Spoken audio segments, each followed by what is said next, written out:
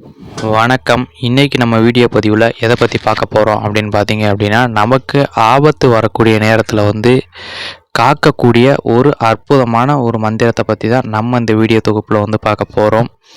அதுக்கு முன்னாடி நம்ம சேனல் இன்னும் சப்ஸ்கிரைப் பண்ணாதவங்க சப்ஸ்கிரைப் பண்ணிக்கோங்க. கூட வர பெல் சிம்பிளையும் ஆல்ன்றதை கிளிக் பண்ணிக்கோங்க. அப்போ தான் நம்ம போடுற வீடியோ உங்களுக்கு உடனே நோட்டிஃபிகேஷனாக வரும். இப்போ வாங்க வீடியோக்குள்ளே போகலாம். இந்த மந்திரத்தை எதற்கெல்லாம் பயன்படுத்தலாம் அப்படின்னு பார்த்தீங்க அப்படின்னா, இப்போது ஒரு மாந்திரிகராக இருக்கக்கூடிய பட்சத்தில் ஏதேனும் மாந்திரிக பூஜையில் பிரச்சனைகள் வருது, இல்லை ஊர் விட்டு வேறு இடத்துக்கு போய் எதுவும் மாந்திரிக பூஜை பண்ணக்கூடிய நேரத்தில் அந்த இடத்துல வேறு எதுவும் தெய்வங்களாலேயோ இல்லை துஷ்ட சக்திகளாலேயோ பாதிப்பு வரப்போகுது அப்படின்னா, இந்த மந்திரத்தை உச்சரிச்சிங்க அப்படின்னா அந்த இடத்துல இருக்கக்கூடிய தெய்வங்களை நினச்சி உச்சரித்தாலும் சரி, அந்த இடத்துல இருக்கக்கூடிய தெய்வங்கள் வரும். அப்படி இல்லைன்னா உங்களோட தெய்வங்களையோ இல்லை உங்களோட குல தெய்வங்களையோ நினச்சி இந்த மந்திரத்தை உச்சரிச்சிங்கனாலும் அந்த தெய்வமானது உடனடியாக அந்த இடத்துக்கு வரும்.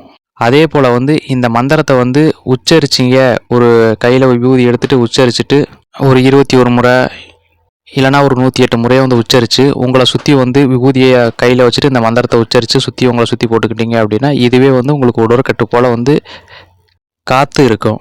அதே போல் ஏதேனும் குழந்தைகள் இரவில் அழுது எந்திரிக்கிறது, அது போல் பிரச்சனைகளுக்கும் இந்த மந்திரத்தை உச்சரித்து விபூதி பூசி விடலாம். விபூதியை வலது கையில் வச்சுட்டு இந்த மந்திரத்தை உச்சரித்து அந்த குழந்தைங்களுக்கு பூசி விடலாம். அதே போல் இரவில் தூக்கத்தில் அமுக்கிறதுன்னு சொல்லுவாங்க, அது ஒரு சில நபர்களுக்கு நடந்திருக்கும். அவங்களும் பார்த்தீங்க அப்படின்னா இந்த மந்திரத்தை தாராளமாக உச்சரிக்கலாம். இல்லை அப்படின்னா நீங்கள் ஏதாவது ஒரு சில இடங்களுக்கு போகிறீங்க அப்படின்னா அங்கே ஏதாவது உங்களை பின்தொடர்ந்து வந்துருச்சு அப்படின்னாலும் அப்பயும் இந்த மந்திரத்தை நீங்கள் தாராளமாக உச்சரிக்கலாம். இந்த மந்திரத்தை பார்த்தீங்க அப்படின்னா எந்த தெய்வத்தை நினச்சி வேணாலும் உச்சரிக்கலாம். இந்த தெய்வம் தான் அந்த தெய்வம் தான் அப்படின்லாம் கிடையாது. நீங்கள் எந்த தெய்வத்தை நினச்சி உச்சரித்தாலும் இந்த மந்திரமானது வேலை செய்யும். அந்த தெய்வமானது உங்களுக்கு உதவி பண்ணால் கட்டாயம் அந்த இடத்துக்கு வரும். மந்திரம் பார்த்தீங்க அப்படின்னா நான் ஒரு முறை வாசித்து காட்டுறேன். உங்களுக்கு ஸ்க்ரீனில் நான் இந்த மந்திரத்தை கொடுக்குறேன். ஓம் பங்க் கங்க் ரீம், உங்களோட தெய்வத்து பேரை சேர்த்து நமோ நமக அப்படிங்கிறத உச்சரிங்க.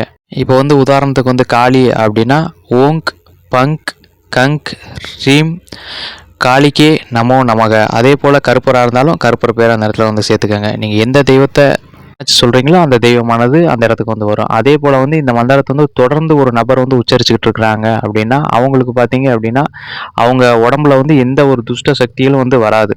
ஒரு மோகினியாக இருக்கட்டும், இல்லை ஒரு பேய் பிசாசு கோளாறு, இல்லை முனி கோளாறு, இது போல் எந்த ஒரு பாதிப்பாக இருந்தாலும் அந்த உடலுக்குள்ளே அதுக்கடுத்து வர நுழைய முடியாது. அந்த தெய்வமே அவங்களுக்கு முன்னாடி நின்று காக்கும்.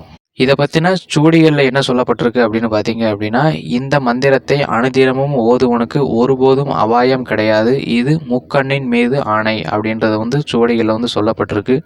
இந்த மந்திரத்தில் பார்த்தீங்க அப்படின்னா சிவனும் பார்வதியும் முருகனும் வீற்றிருப்பதாக சுவடிகளில் சொல்லப்பட்டிருக்கு. இந்த மந்திரத்தை யார் வேணாலும் எந்த நேரம் வேணாலும் பிரயோகம் பண்ணலாம். இப்போ ஒரு ஆண்களாக இருந்தாலும் சரி, ஒரு பெண்களாக இருந்தாலும் சரி, எந்த நேரத்தில் வேணாலும் இந்த மந்திரத்தை பிரயோகம் பண்ணலாம். இதற்கு